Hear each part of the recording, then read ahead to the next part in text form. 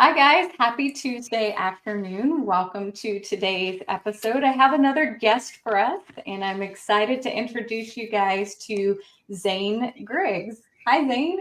Hey, Amanda. Thanks for having me on. Yeah. So, guys, just a little bit about Zane. He has been helping people improve their metabolic health and fitness as a personal trainer since 1998. So he's got just a little bit of experience in this world, just a little bit there. He's the co-author of Kicking.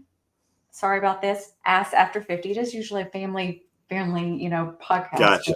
Yeah. Okay. But he also is the host of Healthy AF and Healthy After 50 podcast, where he discusses practical strategies for unlocking optimal health and longevity.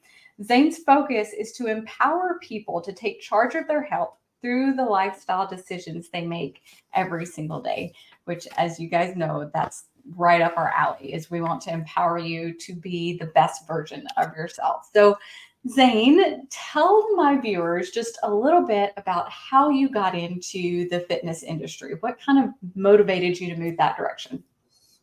Wow, that was a long time ago. Oh, I gotta go just a way little back bit. machine. Just a little bit. Yeah, so I was in my 20s, Yeah. and I I had a natural curiosity about health and fitness. I'd been working out since my freshman year in college, and I I really I had three uncles, my dad's older brothers, who by the time they're in their 50s, they had all struggled with some form of cardiovascular disease. And by the time I got out of my 20s, two of them had passed away, and a third had been debilitated by a stroke. Wow. Whereas my dad, who had always exercised, always run, worked out, um, paid a little bit of attention to his diet, what we knew in the 80s, you know what I mean? It was a little different. It was a different world then with health, with nutrition advice, but he wasn't having those same issues. Mm. And so seeing this, I got really, I think that really triggered me to dig in and figure out what we have to do to avoid disease. Like, what would I need to do about, diet, especially back then. And we didn't have, this is the early mid 90s. So Mm. there's no internet. It was like read, experiment, try things. I tried all sorts of, tried vegetarian diet for a while. I did Mm. like juice, 7-day juice fasts. I mean, I was just kind of doing experimenting. It's the Yeah. 20s, you're experimenting anyway, but instead of experimenting with other weird stuff, I experimented with weird dietary things and kind of got into longevity and started, every time I met a trainer, I was asking them a bunch of questions, and I realized, I think this is an area of interest I want to move forward in. Mhm. So just got my certification and just started working with people Mhm. and continue to experiment with myself. But that's what got me here. It's just this odd, like in my 20s, started thinking about longevity and how do I avoid what we now call lifestyle diseases. Absolutely, because what you explained is what people are mostly scared of. They see people in their family going through major health issues, and they don't want to repeat that. And so many times, people think that's what they're destined for. That's their destiny. And there's no way out of it. But you and I both know that is your genetics kind of prime that they don't necessarily pull that trigger to make those things happen. It's what we do with our genetics that pulls that trigger. So it sounds like Right. that's kind of what was your motivating factor there. Were you low carb from the very beginning, or did that come later on in your career? When did you start finding kind of a specific interest in therapeutic carbohydrate restriction? That was early on. It was probably 2002, actually. My wife had just had our third child at that Mm. point and was struggling to lose some weight. And Atkins was kind of making a resurgence back then. So she said, try the Atkins diet. I'm like, great, try the Atkins diet. Let's see how it works. Yeah. And she'd been trying a lot of other things, but the weight just kind of fell off. Like 20 pounds just kind of started coming off. Not much else had changed. We're doing the same kind of workouts, but the weight came off with Atkins diet. And so realized, okay, there's something to this low carb thing, even though a lot of my peers said, oh, it's dangerous. Oh, you need, So I started experimenting a little bit myself, but mostly just recommending to my clients who were looking for weight loss. Had a lot of, back then, it was like mostly weight loss driven Mhm. clients that I was working with. And it turned out to be a great tool. Mm. So really about 2002 or the early 2000s is when I started recommending a low carb diet. Okay. And did you see a big When you started using it with your clients first, that first couple of years that you were in practice, did you see the change? Was there a big difference between what you were recommending the first couple of years versus then? There was a difference, and I thought a lot of it was in satiety. Oh It yeah. was difficult for some people to implement, didn't quite understand Mhm. what that meant. A lot of people were scared of it. So I can tell you a lot of my clients were not super receptive, to it. Uh, but I had seen enough to know that this was like a valuable tool for, Mhm. again, correcting hunger issues, for cleaning up the diet a little bit, Mhm. and getting out some of those trigger foods or foods that just will stand in the way.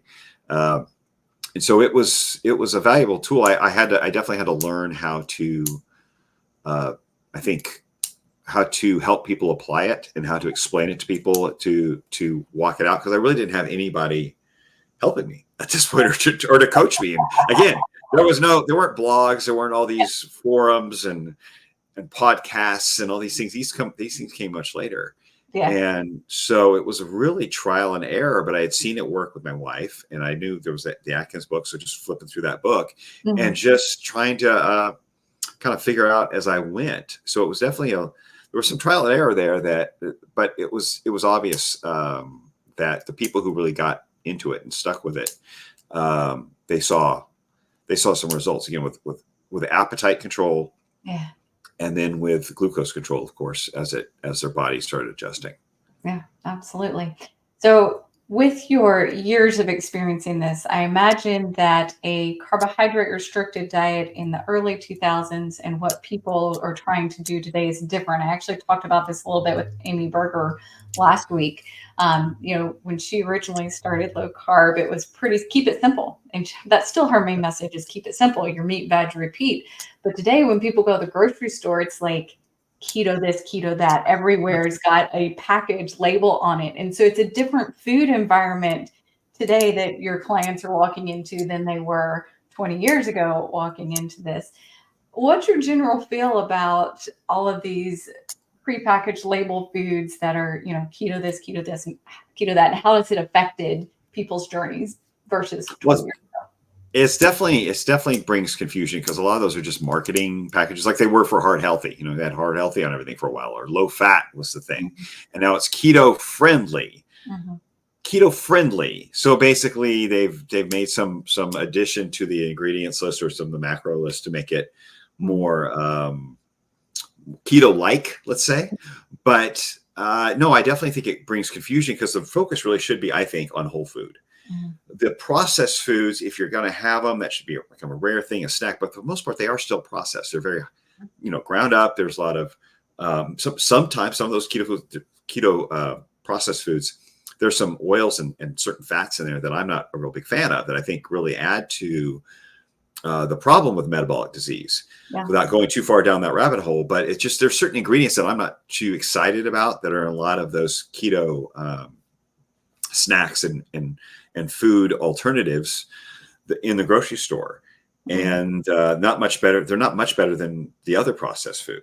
I mean, the macros are a little different, but I still think that when you have something that ground up and pressed together and formed, there's still going to be a blood sugar response, because those snacks break down so quickly.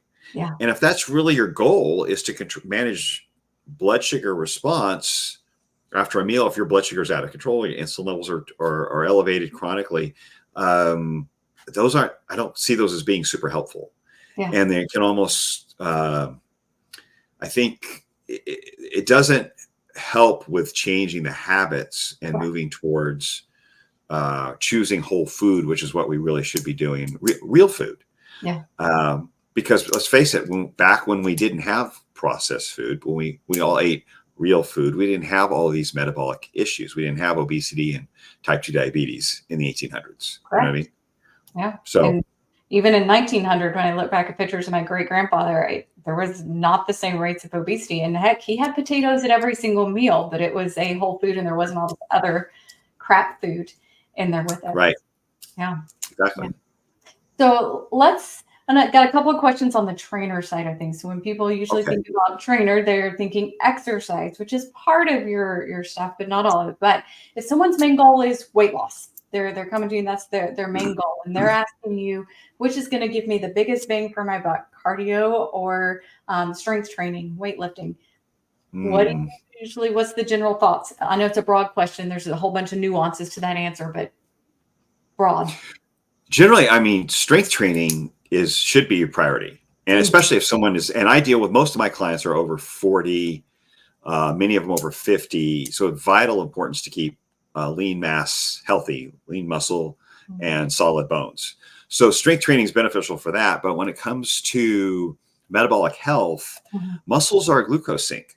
mhm. And so if you have insulin sensitive active muscle, well, that's a great place for your body to store glucose for energy for later, for glycogen. And so I think so having healthy active muscle and a decent amount of muscle mass is one of your best tools, Mhm. not just for longevity, but for managing blood sugar or even correcting some level of insulin resistance.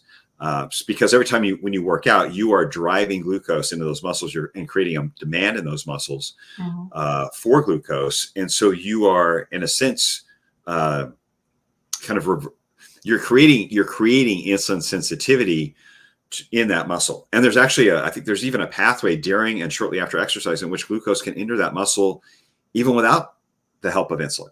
Yeah. And so you are priming those muscles to do the work of clearing your bloodstream of glucose. Yeah. Um, and now but I hate, to be honest, I hate the either or. I'm like, do both. Yeah. So there's time to do both. There's strength training. There's some cardio, which is great when you're not doing strength training. It's just activity. It's movement.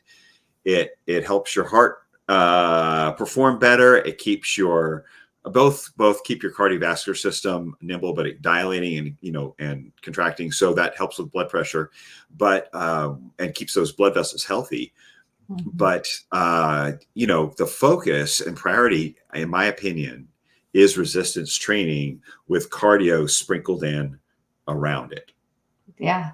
Yeah. I totally agree. You build those muscles, it's your biggest muscle, or your biggest organ group, your biggest utilizer of glucose, protects you for longevity. And then I tell people that cardio stuff, make it the things that are fun, the things you get to do because it's fun. Go for that hike with your kids, or, go out and ride Right. a bike for a little bit, but make it fun. Exactly. You're going to Get continue. out and find some activity that you enjoy, and that way it serves a lot of other purposes, but you're still getting movement, Yeah. and you're more likely to do it often and for a little bit longer if you actually enjoy it. Yeah. So Absolutely. So my second question, trainer, kind of geared, is I have a lot of clients that will start implementing exercise into their life, and they're getting up at say 3 or 4 in the morning to do this, but they're not necessarily going to bed earlier. So they're mhm. cutting back on their sleep in order to add something that they think is beneficial. Are they actually doing something beneficial, or are they kind of kicking themselves in their own hiney there? I think that long term, that's a problem, especially as we get older. But yeah, getting up at 3 or 4 when you should be sleeping. I Mhm. don't I don't know too many places where normally. I mean, maybe there's certain areas of close to the poles, but where the sun is up at 3 or 4. Now, I definitely get up and meet clients before the sun in the winter. It happens, but getting up at 3 or 4, you are definitely interrupting the majority of your REM sleep, right at the end of your night. And if you're not going to bed any earlier to make sure you're getting at least giving yourself a good 7 hours chance to get some sleep, that can really have a negative impact on your insulin levels, your hunger hormone ghrelin, really throw off your energy, mood, but also just the choices you make the next day. I mean, if you're underslept, your body's going to be fighting for energy, and you're probably going to start craving the most energy dense foods you see. It's a lot harder to make good food decisions when you're Yeah. underslept. But the impact on insulin and insulin sensitivity is well studied in people who are underslept. They actually look at residents, so medical residents who are doing these long shifts, when they're doing Mhm. 15, 18-hour shifts, and they're doing them back to back, or with 6 hours in between. And so they're chronically underslept. And they had the blood work that looked very similar to a pre-diabetic. And they're, we're talking about people in their 20s. Mhm. So sleep has a huge impact, again, not just on longevity, but on the short term, um, on blood sugar, on cravings, on hormones, stress hormones as well, raising cortisol levels. And if you have chronically raised cortisol levels, not great for your insulin sensitivity either. You're going to start breaking down. Chronically elevated cortisol will lead to breaking down lean mass, actually. So stress is not that kind of hormonal stress is not helping you. No. So you find some other window of time at which you should be working out, and at the very least, go to bed. If you're going to get up an hour earlier, go to bed an hour earlier, because that sleep is a vital tool that's been, I think, under recognized until the last maybe 5 years or so. Yeah. It's been kicked to the curb, and it's crucial. Yeah. So you heard it. Do not give up a healthy habit to add a healthy habit. Just figure out a way to make them both work in there. Yeah. So you wrote this book with this guy called Kim Berry, who we happen to know, and we're going to actually be talking to him in a couple of weeks. But tell me about the book. What inspired it? Who's it kind of targeting? And give me some highlights from it. Well, so I had Ken on my podcast. This was in 2020, and everybody's like locked down, and nobody's going anywhere. But we were all doing podcasts via Zoom. And so after the podcast, he said, "Hey, what do you think about writing a book for men over 50?" Yeah. And at the time, I was like a couple months from turning 50. He's 51 or so, 50, 51. And I'm like, great, just let me know. So it's at some point down the road, we kind of just started compiling our ideas and trimmed it down into what is now the book you mentioned, and which I usually don't mind saying it, but if you have a family audience, I get it. People are listening to it around the dinner table with the kids home from school. I that's fine. But kicking booty after 50. Kicking booty after 50. But it's really written to men over 50. That's what it's written to. And so to help him really be able to continue leveraging all of his wisdom and experience and circle of influence he's developed over the decades, as he ages, as he goes into his 50s and 60s, and if he wants in his 70s, but so he's not taken out of his career and all the other things he wants to accomplish because of a preventable health outcome, because of a lifestyle disease that he could prevent by just paying attention to his diet, his exercise, and his sleep. And so why lose all that wisdom? Why lose all that experience you've invested in but you're unable to leverage it because you're just feeling run down, or maybe you have a negative health event that takes you out of work or sidelines you. When it's unnecessary. And so that's who it was really written to, and what drove that. And it was just talking to our peer group, so to speak, but in a way that was like, come on, buddy, you don't need to let this happen to you, right? You're not 20 anymore. You're not 30 anymore. But we're not dead. But you're not dead. You can still fog a mirror. So it's like, hey, you just need a better strategy. You could still keep charging forward, but you need to make some changes and stop treating your body like it's 30. It's not. So to face that reality, get smart, get some blood work, pay attention to your diet. Here's some reasons why you want to avoid these processed foods. We kind of unpack that in the diet chapter, like why you want to avoid processed food, where they came from, the impact they have on your health, better food choices, how to prioritize certain foods, and then exercise, which is some basics of getting there and just start with basic, movements, set up a schedule, and then we address sleep as well. It's just what a priority that is, and just making sure, because these are the guys like us who we grew up in the 80s, and the mantra from a lot of the leaders at the time was, "I'll sleep when I'm dead." Well, you're going to speed that process up if you don't pay attention to your sleep, or you're going to have some other negative consequences, like cognitive decline, right? And as we mentioned, hormonal imbalances with your metabolic health. So sleep is vital. It's something to pay attention to, and something you can improve the quality of with your daily habits, with the things you do during the day. Your habits during the day impact the quality of your sleep at night. And so just giving people clues on those three pillars of health: diet, exercise, and sleep. Yeah. Awesome. So practical advice. You're not going deep into the woods. Most everybody's going to be able to understand this. You don't have to have a medical degree to decipher it and figure out the Oh my secret. gosh, no. No, it's written for the everyday, you know, guy who's not just for 50-year-olds and older, but for the ones who want to be healthy after 50, who want to continue charging. So they're starting to realize that their health is slowing down, things are getting a little more difficult. Maybe they start making some better decisions. So start as soon as possible. Start at 40 if you haven't already. But we give them some clues on what to pay attention to with their blood work, things to add to their blood work if their doc isn't doing it already. Mhm. So they really know what they're looking at. So it's meant to be an education piece, almost a guide Yeah. for people where this seems kind of like confusing, where that kind of world seems confusing to them. We try to simplify it and then tell them what to focus on, that where they get the biggest bang for their buck, right? But really to educate that guy who's like, okay, I feel the difference. I know I need to do something. I'm not sure where to start. This is a great jumping off point. Yeah. Awesome. Awesome. So building on that, there's this event coming up in August called Low Carb for Better Health. And it is our third year in the event. And Zane has graciously agreed to be a speaker there. And that, if you would like more information, the website is lc4bh.com. That's lc4bh.com. You can go get tickets there. It's going to be August 23rd and 24th at Montgomery Bell State Park here in Middle Tennessee. The theme this year, this is the first year we've tried this theme thing. It's called Never Give Up. And I think your experience can speak towards that. And even this book that's come out can speak towards never giving up. So as you're thinking towards this event in August, give us some sneak peek. What do you think you might be talking about, and how could it relate to this idea of not giving up?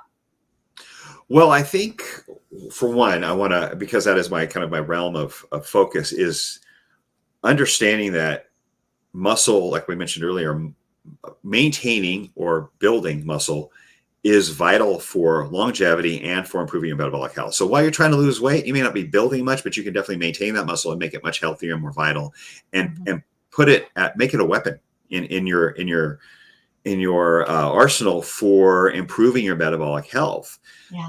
And there's a lot of benefits to just exercising. The myokines that are released from exercise, from the muscles, these little chemicals that go, and they improve the metabolic health of other tissues in your body. I mean, so it's not just your muscles improving their metabolic health and the metabolic flexibility, but the other tissues are impacted by these myokines that your muscles release. And so there's a lot of benefits to exercise and strength training, but in terms of never giving up, it's like, consistency is built over time, but you need to have something that motivates you. Because I found, working with a lot of people over time, especially as we get older, our appearance might get us started, our drive to want to look better, but that won't sustain most people. You've got to have a why that's bigger than just you or your vanity, because those won't last. And so you need to find like what's motivating you to want to be here, that's more important than that extra, time in bed or time in front of the TV or time, not that we talked about getting up at 4 a.m., but it's like, there's times when you have the way, like I can get up 30 minutes earlier and I can make sure I have time to prepare food to take with me to work, or make sure I get a decent breakfast before I get out the door. Or, it's like, pay attention to those things that are going to be impactful to your health on a consistent basis, because you have a goal that's bigger than your whims or how you feel that morning. Yeah. And so it's you just got to find that, and then start building those habits. If it's one at a time, build those habits one at a time. But eventually those habits turn into your lifestyle, and you start to see yourself differently. Because once you start going to the gym, whether it's you spend 20 minutes there, you spend an hour, but you're a person who goes to the gym. Or you're a person who pays attention to what you eat, or how the quality of your sleep. And that will begin to become part of your identity. And not only will other people see you differently, but you'll start to see yourself differently. Yeah. So it's building that momentum with habits and making sure you've got that again, that why, that goal that's out in front of you that tells you whether it's your family, a career, something you want to accomplish that makes you stay consistent. Use that to get you going with the understanding that at some point you're going to change your self identity. You're going to see yourself differently, where it's eventually the idea is you would never go back to the lifestyle habits that put you in that place of sickness. That's right. It's like, that's what we need. We change our habits, and then through doing them consistently, we change our identity. Yeah. And so that is just time in residence of putting those habits and taking steps forward. But that is, to me, that is how change becomes consistent, because you, over time, you do begin to see yourself differently, and you expect more of yourself. Mm-hmm. But it does start with something that's bigger than you. Yeah, absolutely. I could not agree more.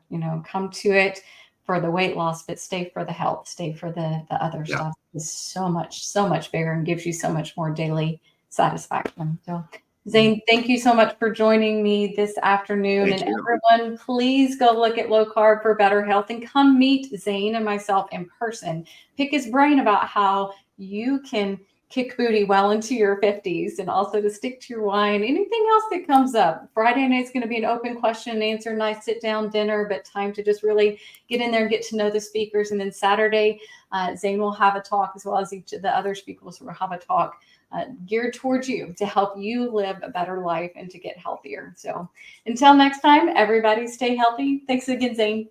Thank you, Amanda. Bye.